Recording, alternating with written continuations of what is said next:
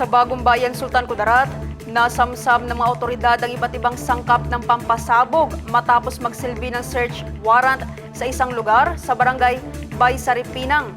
Ang Blotters Report.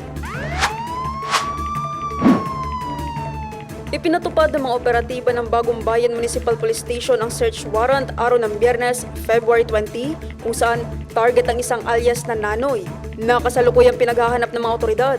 Katuwang ng mga elemento ng Bagong Bayan MPS ang mga tauhan ng SKPECU at 37th Infantry Battalion.